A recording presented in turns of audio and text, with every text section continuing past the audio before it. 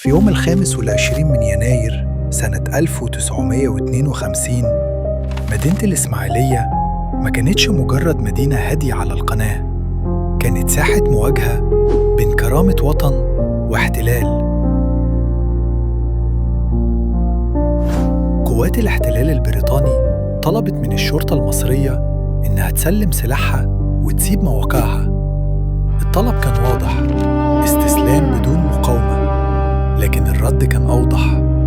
ضباط وجنود الشرطة المصرية قرروا يقفوا، مش عشان عندهم سلاح أقوى، لكن عشان عندهم كرامة أقوى.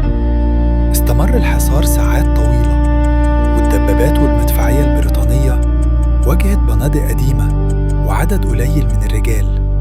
سقط شهداء، لكن ما سقطش الشرف.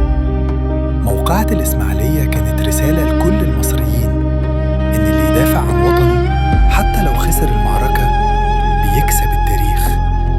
ومن يومها بقى 25 من يناير عيد للشرطة المصرية، تكريماً لرجال اختاروا الشرف بدل الاستسلام.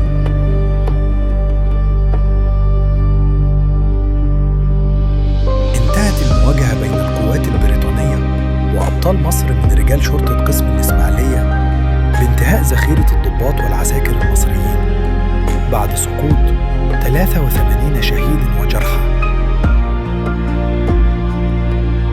اقتحمت القوات البريطانية قسم الشرطة، ووقع في الأسر من بقى على قيد الحياة. وإعجاباً من قائد الحملة الإنجليزية ببسالة وشجاعة المصريين وقتها، أمر جنوده بأداء التحية العسكرية للضباط والعساكر المصريين. المجد لشهداء الشرطة المصرية.